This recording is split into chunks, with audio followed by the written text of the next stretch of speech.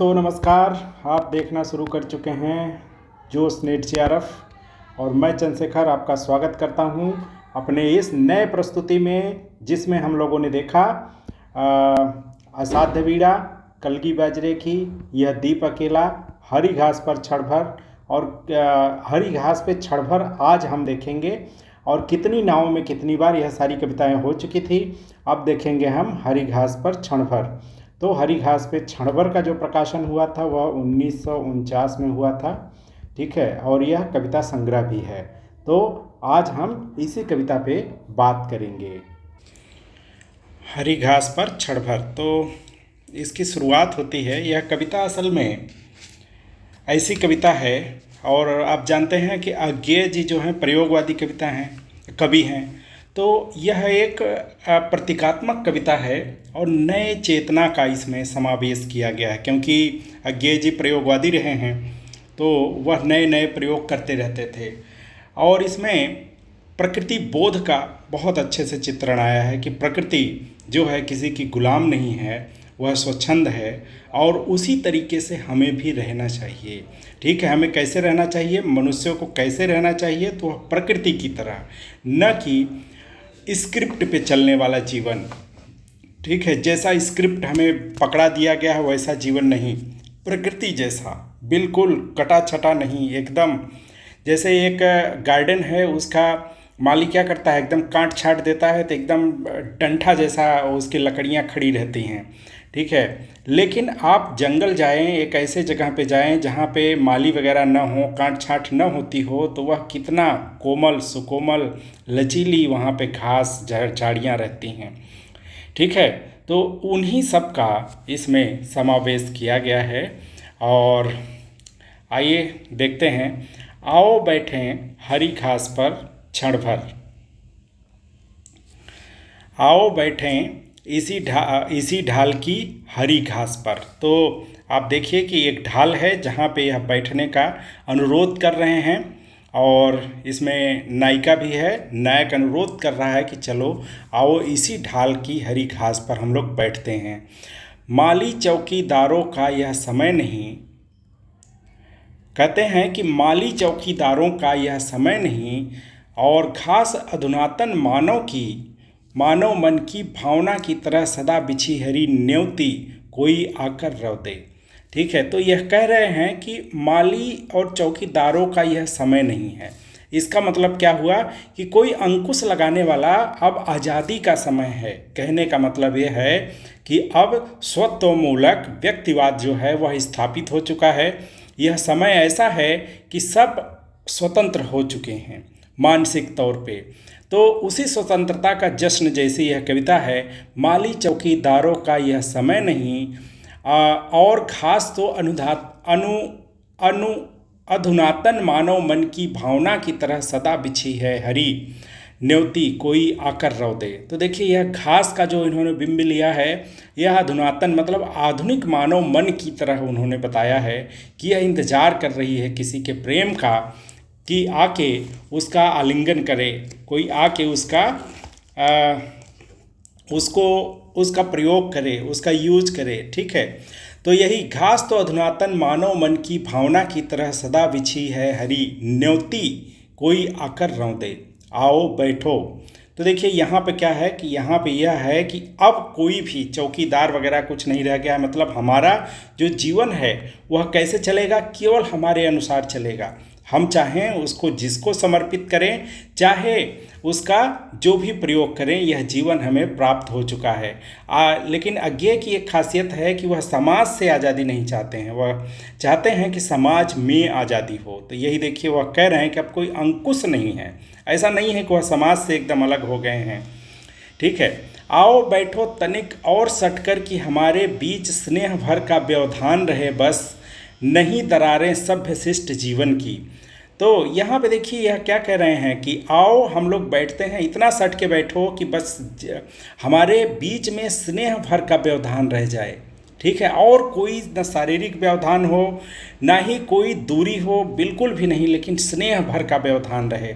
मतलब वह एक आत्मा दो शरीर और एक आत्मा जैसा वह कंसेप्ट नहीं है। ठीक है, यहाँ पे कह रहे हैं वो कि थोड़ा सा तो व्यवधान रहना चाहिए, स्नेह भर का व्यवधान रहे, बस नहीं दरारें सभ्य शिष्ट जीवन की।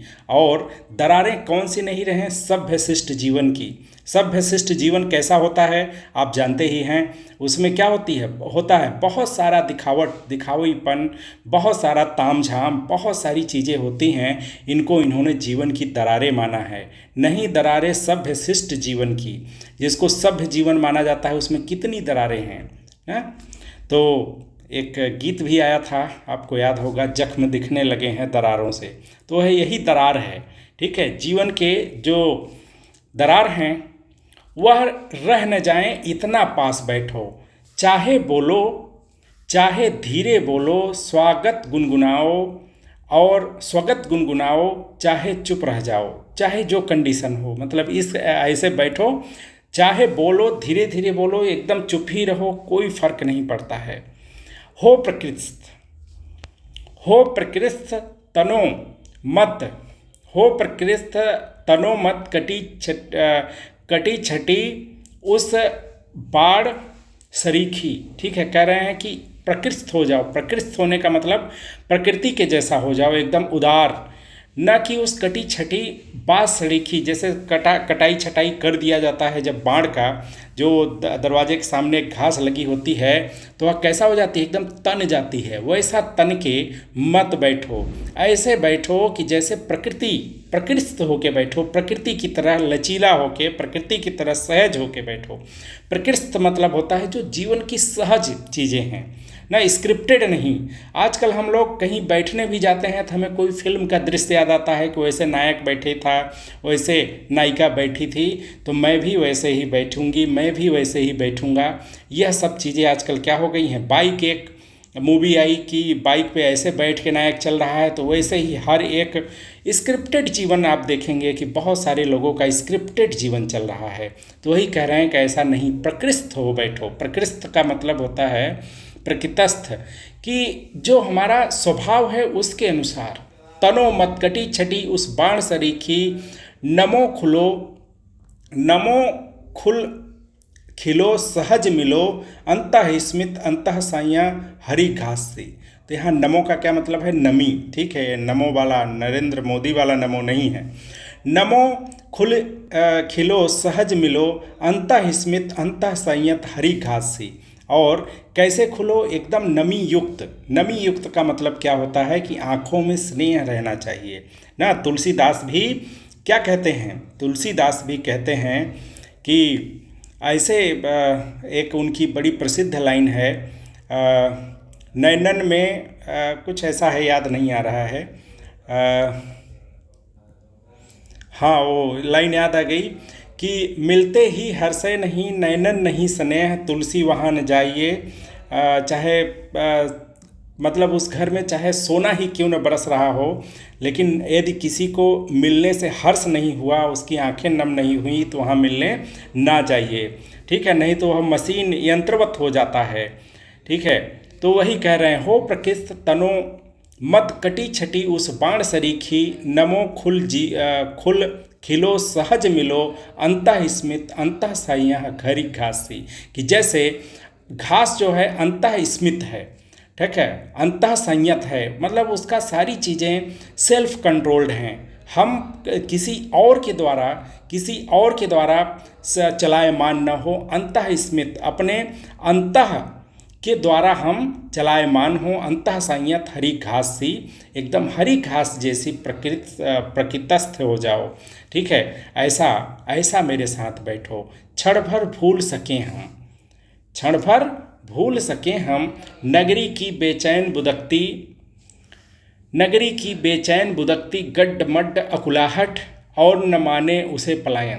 कह रहे हैं कि क्षण भर के लिए क्या हम भूल सकें जो शहरी जीवन की क्या है, नगरी जीवन की बेचैनी है, गड्ड मड्ड अकुलाहट है, उन सब को हम क्या कर सकें? भूल सकें, और न माने उसे पलायन। और बात यह है कि जैसे होता क्या है कि जब ही हम नया कुछ स्टार्ट करते हैं, हमें लगता है कि यह पलायन है, जो चला आ रहा है उससे पलायन है। तो कह रहे हैं कि यह सब करते हुए भी हम क्या न माने कि यह पलायन नहीं है, ठीक है, यह पलायन नहीं है। गड्ड मड्ड डकुलाहट उस समय की जो भी है नगरी जीवन की बेचैन बुदकती गड्ड मड्ड डकुलाहट और न माने उसे पलायन, हम उसको पलायन बिल्कुल न माने।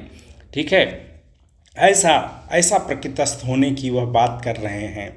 क्षण भर देखें देख सकें आकाश धरा दुर्वा मेघाली, पौधे लता दौलती फूल झरे पत्ते तितली फुनगी पर पूछ उठाकर इतराती छोटी सी चिड़िया। तो यह कह रहे हैं क्षण भर देख सकें आकाश, कि हम क्षण भर क्या देख सकें, आकाश देख सकें, धरती देख सकें, दूब। तो दूब मेघाली का यहाँ पे मतलब होता है मेघ अलंकृत, मतलब जो सुंदर बादल हैं, सजे धजे बादल हैं, उनको देख सकें। मेघ और ली यहाँ जोड़ दिया गया है, मतलब यह अलंकृत के अर्थ में आ जाएगा। तो मेघाली, क्षण भर देख सकें आकाश धरा दुर्वा मेघाली, पौधे लता दौलती फूल झरे पत्ते तितली फुनगी पर पूछ उठाकर इतराती छोटी सी चिड़िया, और न सहसा चोर कह उठे मन में, प्रकृतिवाद है स्खलन, और क्योंकि युग है जनवादी। तो देखिए यहाँ पे एक बहुत ही अच्छी बात आपको बताता हूँ। यहाँ पे उन्होंने कहा है कि यह सब जो चीज़ें हैं, और सहसा चोर कह उठे मन में, और सहसा न जो मन का चोर होता है, कहीं न कहीं से यह भावना आ ही जाती है कि यह क्या है, यह प्रकृतिवाद है स्खलन, पलायन तो नहीं है। ठीक है, तो इसको इन्होंने, क्योंकि वह जनवादी युग था, उसमें मार्क्सवाद और समाजवाद का बहुत बड़ा विचारधारा चल रही थी, उसके अनुसार यह सब चीज़ें प्रकृतिवाद और जो निजी चीज़ें हैं, निजता वाली चीज़ें हैं, उनका बड़ा विरोध था। तो जब जैसे यह एकदम हरी घास पे बैठना, आसमान को निहारना, यह सब चीज़ें करना, प्रकृतिस्थ होना, इसका मतलब क्या है कि निजता को अपनाना। ठीक है, अपना निजी जीवन को एंजॉय करना।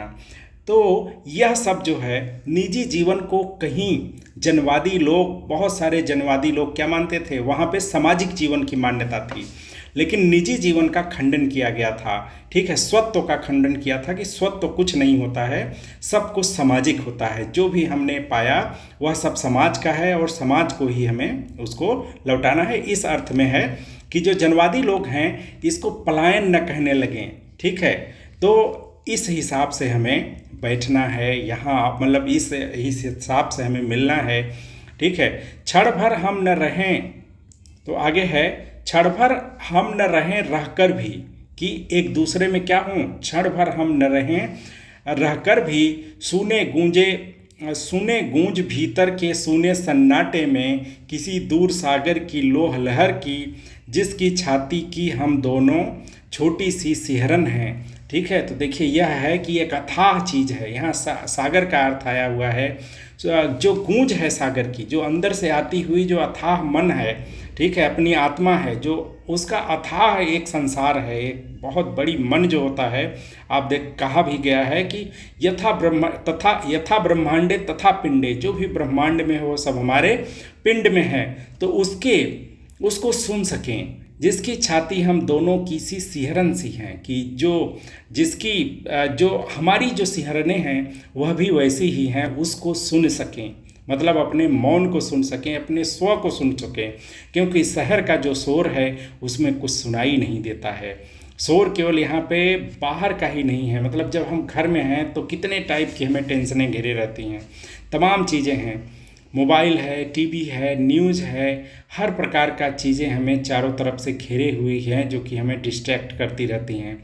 लेकिन जब हम अपने मोबाइल, सारी गैजेट्स को बंद करके ऐसे किसी जगह पे चले जाते हैं, तो वहाँ पे खुद का नाद, अंदर की अंतर्नाद सुनाई देता है। तो वही बात यह भी कह रहे हैं। ठीक है, और क्षण भर लय हो हम भी तुम भी, क्षण भर लय हो हम भी तुम भी, और न सिमटे सोच कि हमने अपने से भी बड़ा किसी को अपर क्यों माना। ठीक है, तो यहाँ पे कह रहे हैं कि क्षण भर बैठें और हम भी तुम भी, और न सिमटे सोच की हमने, कि हमारी सोच जो है यह न सिमटे कि अपने से भी बड़ा किसी को अपर क्यों माना, कि हमने अपने से बड़ा किसी को, अपने से भी बड़ा किसी भी अपर को क्यों माना। ठीक है, कि इसलिए यह सब करना है ताकि हमारे अंदर बाद में यह चीज़ ना आ सके कि कोई हमारे ऊपर एक अंकुश चलाने वाला व्यक्ति था, ऐसी भावना ना आए। इसलिए हम क्या करें, क्षण भर बैठें और एक दूसरे में लय हो जाएं। ठीक है, इसलिए यहाँ पे यह अर्थ आया है। क्षण भर अनायास हम याद करें गिरती नाव नदी में, तिरती नाव नदी में। तो यह क्या कह रहे हैं याद करने को, कि क्षण भर याद करें हम, जो नाव नदी में तैर रही होती है उसको याद करें। धूल भरे पथ पर आषाढ़ की भवक झील से साथ तैरना, झील में साथ तैरना, यह सब चीज़ें याद करने के लिए कह रहे हैं कि हरी घास पे बैठ के याद करो। क्योंकि यह सब जो मीठी यादें होती हैं हमें बहुत संयम देती हैं, बहुत सारी चीज़ें हमें देती हैं ये। ठीक है, जब हम बहुत सा उदास हों तो हमें उन अच्छे पलों को याद करना चाहिए जो हमने पिछले जीवन में किया हुआ है, तब हमें बहुत संबल मिलता है। धूल भरे पथ पर आषाढ़ की भभक, जब धूल भरा पथ हो, और आषाढ़ का मतलब होता है पहली बारिश, जब एकदम गर्मी से अचानक से बारिश आती है और धूल भरे रास्ते पर गिरती है तो एक भभक सी उठती है, उसमें एक सुगंध सी आती है, सौंधी खुशबू, उसको कह रहे हैं याद करें। झील में साथ तैरना, हंसी अकारण खड़े महावट की छाया में, और हंसी कैसी हो, अकारण हो, अकारण खड़े महावट की छाया में। ये नहीं कि 500 रुपये दे के, 1000 रुपये दे के हम क्या करें, हंसी को मोल लें कुछ समय के लिए ना। लोग क्या करते हैं, हंसी को आजकल लोग क्या मान चुके हैं, हंसी को लोग आजकल मान चुके हैं जिसको हम लोग हैप्पीनेस बोलते हैं। ठीक है, खुशी, हंसी खुशी नहीं होती है, हैप्पीनेस जो है वह हंसी नहीं है ना। कि हम क्या करें, कह दें कि हाँ हमारे देश में सबसे ज़्यादा लोग हंसते हैं इसलिए हैप्पीनेस इंडेक्स में हम आगे हैं। हैप्पीनेस यह नहीं होता है। हैप्पीनेस होता है जो हमारी जो मूलभूत चीज़ें हैं उन पे हम जो हमारी निर्भरता है, जो हमारी मूलभूत चीज़ें हैं वह हमें आसानी से प्राप्त होने लग रही हैं कि नहीं, यह सब चीज़ें हमें हैप्पीनेस इंडेक्स में ऊपर ले जाती हैं। खैर, धूल भरे पथ पर आषाढ़ की भवक झील में साथ तैरना, हंसी अकारण खड़े महावट की छाया में, वदन घाम से लाल स्वेद से जमी अलकटट। तो यह कह रहे हैं कि यह सब चीज़ें याद करना है कि वदन घाम से लाल हो चुका है, स्वेद से जमी अलक लट, और जो बर्फ़ है उससे जम गई हैं हमारी अलक की लटें।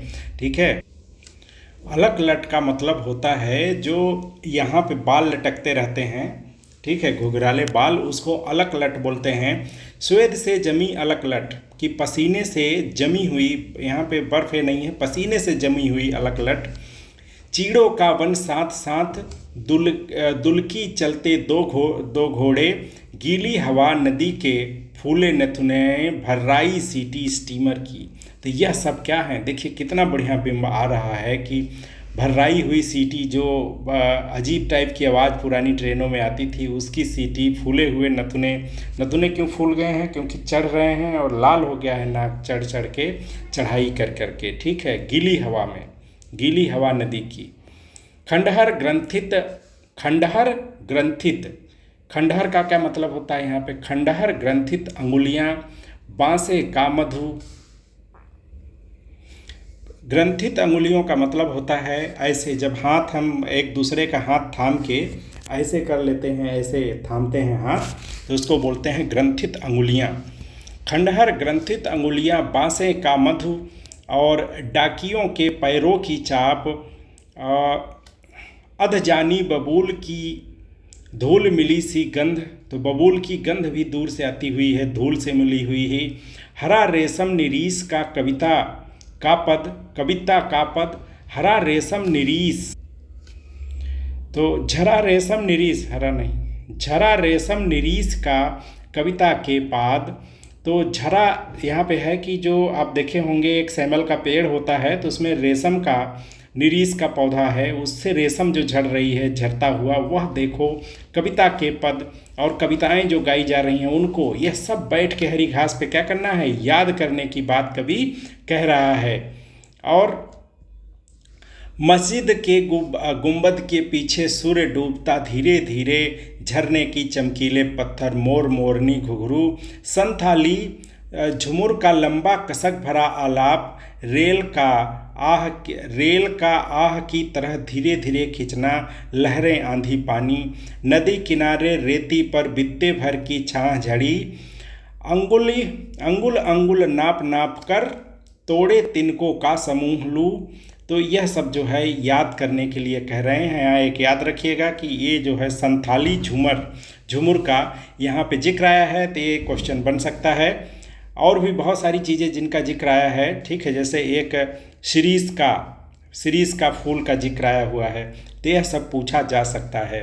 संथाली झुमुर का लंबा कसक भरा आलाप, तो संथाली जो लोग होते हैं वह जब गीत गाते हैं तो लंबा आलाप है जो उनका, झूमर वहाँ का बात है। संथालियों का झूमर जो होता है, झूमर कई तरीके का होता है।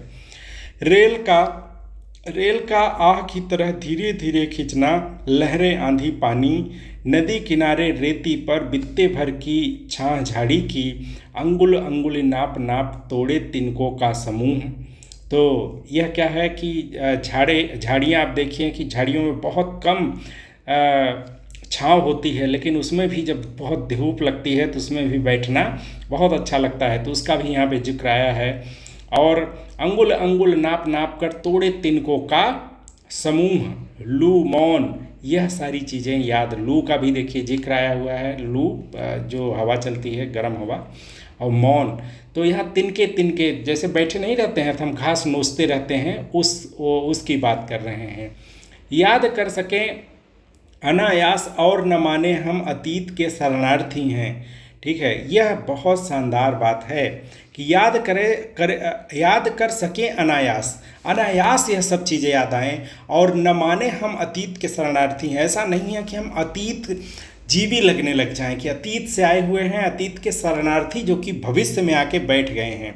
आजकल जो विश्व गुरु बनाने वाले हैं, ठीक है, भारत को, वह लोग कौन हैं? अतीत के शरणार्थी ही हैं, अतीत से आए हुए हैं और इस समय हर एक चीज़ को क्या करना चाहते हैं, उसी के हिसाब से बनाना चाह रहे हैं। लेकिन जो विश्व का नेतृत्व कर सकेगा वह बिल्कुल अतीत में नहीं होगा।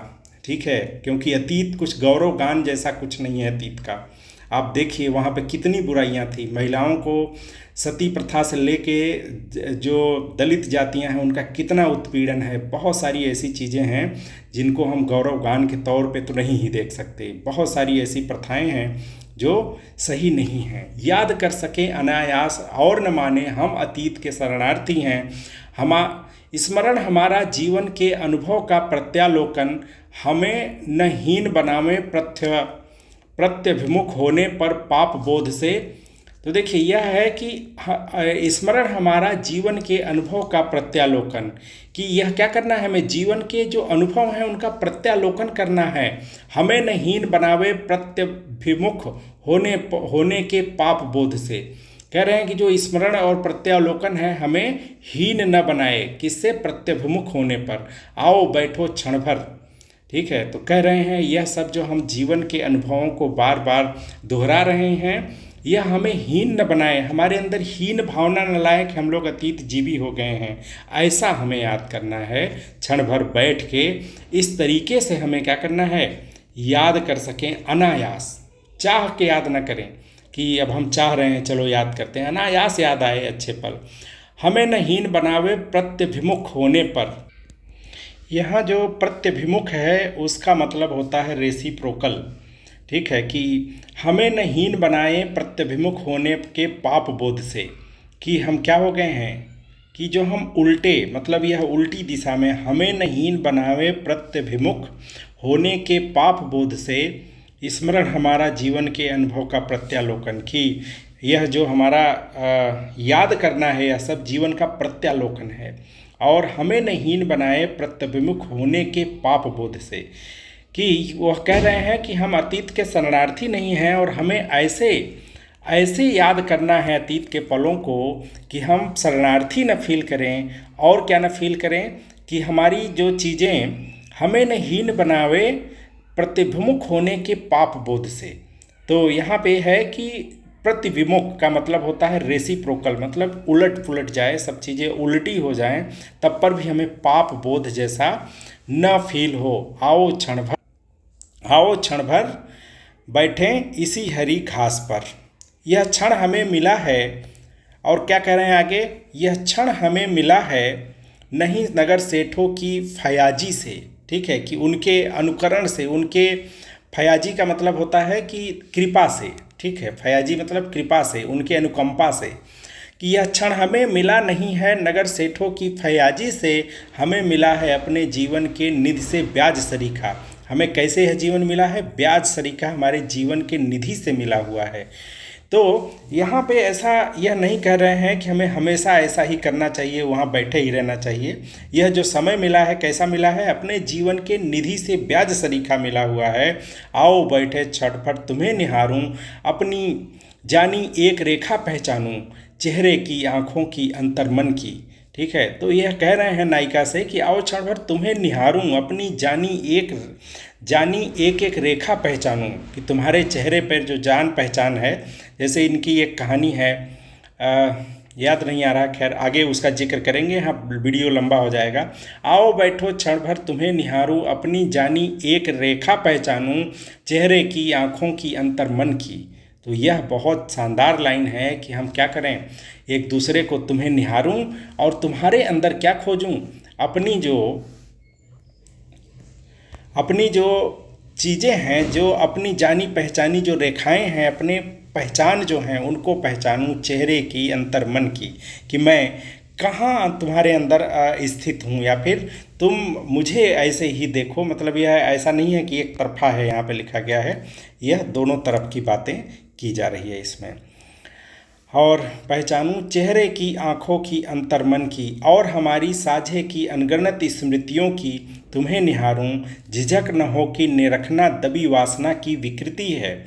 कि इसमें बिल्कुल झिझक ना हो मुझे, कि क्या हो, निरखना दबी वासना की विकृति नहीं है। यह क्या है, प्रकृतिस्थ, मतलब प्रकृति का एक सहज स्वभाव है। व्यक्ति का जो व्यक्ति है वो प्राकृतिक रूप से ऐसा है, उसको वासना बोल के हमें क्या नहीं करना चाहिए, हमें उसको दबाना नहीं चाहिए, हमें उसको कलुषित नहीं बोलना चाहिए। यह कहने का इनका प्रयास है। झिझक न हो कि निरखना दबी वासना की विकृति है, धीरे धीरे धुंधले चेहरे की रेखाएं मिट जाएं, केवल नेत्र जगे उतनी ही धीरे, और हरी घास की पत्ती भी मिट जावें, लिपट झाड़ियों के पैरों में, और झाड़ियां भी घुल मिल जावें, चित्ररेखा समृण मसृण ध्वांत में। तो यहाँ पे जो यह बड़ा शानदार शब्द है, ठीक है, तो ये है। और चित्ररेखा, ये जो शब्द है, मसृण ध्वांत में, मसृण का मतलब होता है मुलायन, ध्वांत मतलब अंधेरा होता है, ध्वांत। ठीक है, तो यहाँ पे कह रहे हैं और झाड़ियाँ भी घुल मिल जाएं चित्ररेखा के मसृण ध्वांत में। मसृण मतलब मुलायम अंधेरे में। जो झाड़ियाँ हैं, पहले तो घास क्या हो, झाड़ियों में मिल जाए, फिर झाड़ियाँ जो है वह अंधेरे में, मुलायम अंधेरे में मिल जाएं, केवल बना रहे विस्तार हमारा बोध मुक्ति का, सीमाहीन खुलेपन का, कि यह हमारा विस्तार जो है वह बना रह जाए, मन का विस्तार, ठीक है, बना रह जाए, सारी चीज़ें ढक जाएं अंधेरे से। किस मुलायम अंधेरे से, ऐसा नहीं भयावह अंधेरे का जिक्र यहाँ पे नहीं है, मुलायम अंधेरे का जिक्र है। ठीक है, चलो उठे अब तक हम थे बंधु सैर को आए, कि अब तक हम लोग जो थे बंधे हुए थे और सैर को आए हुए थे, और रहे बैठे तो लोग कहेंगे धुंधले में दुबके प्रेमी बैठे हैं। कि चलो अब, नहीं तो लोग क्या कहेंगे कि यह दोनों प्रेमी बैठे हैं, क्योंकि उसमें यहाँ पे सारी चीज़ें हैं, लेकिन वह समाज का भी जिक्र, यह समाज की बात है कि समाज का भी देखिए यहाँ पे जिक्र लाए हुए हैं। अब तक हम थे बंधु सैर को आए, कि हम लोग अभी बंधे हुए सैर को आए हुए थे, बंधु सैर को आए, और रहे बैठे तो लोग कहेंगे धुंधले में दुबके प्रेमी बैठे हैं। वह हम हो भी तो यह हरी घास ही जाने, कह रहे हैं कि वह हम भी हों, ठीक है, कि हम प्रेमी युगल हों तो वह घास ही, हरी घास ही जाने। नहीं सुने हम वह नगरी के नागरिकों से, जिसकी भाषा हमें अतिशय चिकनाई साबुन की तरह, किंतु नहीं सुने हम वह नगरी के नागरिकों की, जिन भाषा में अतिशय चिकनाई है साबुन की, किंतु नहीं है करुणा। कह रहे हैं कि तो धुतले यहाँ पे है, वह हम हों तो भी यह हरी घास ही जाने, और जिसके खुले निमंत्रण के बल पर जग ने सदा उसे रौदा है और वह नहीं बोली है। ठीक है, कह रहे हैं कि वह यदि हम हैं जिसने घास को रौदा है तो वह घास ही जाने। नहीं सुने हम वह नागरी के नागरिकों को, जिनकी भाषा अतिशय चिकनाई साबुन की, किंतु नहीं है करुणा। कह रहे हैं जो नगर के लोग हैं, नागरिक हैं, उनके भाषा की क्या है, उनके चिकनाई भाषा में बहुत है, उनकी फिसलन भरी दो अर्थी भाषाएं बहुत हैं, किंतु नहीं है करुणा। उनके भाषा में कहीं भी करुणा दिखाई नहीं देती। उठो चलें प्रिय, और कहते हैं कि इसलिए अब चलते हैं। तो इस प्रकार से यह कविता खत्म हुई। इसका एक बार पाठ कीजिएगा। इसमें अर्थ जानना इम्पोर्टेंट इंटरव्यू की दृष्टि से हो सकता है, लेकिन इसमें बहुत सारे जो शब्द आए हुए हैं उनका क्वेश्चन बन सकता है, उनसे क्वेश्चन बन सकता है। तो यह इसका हम यहाँ पे कह रहे थे कि ये इसलिए पढ़ना है। ठीक है, तो मिलते हैं अगली किसी कवि की कविता में। तब तक के लिए जय हिंद।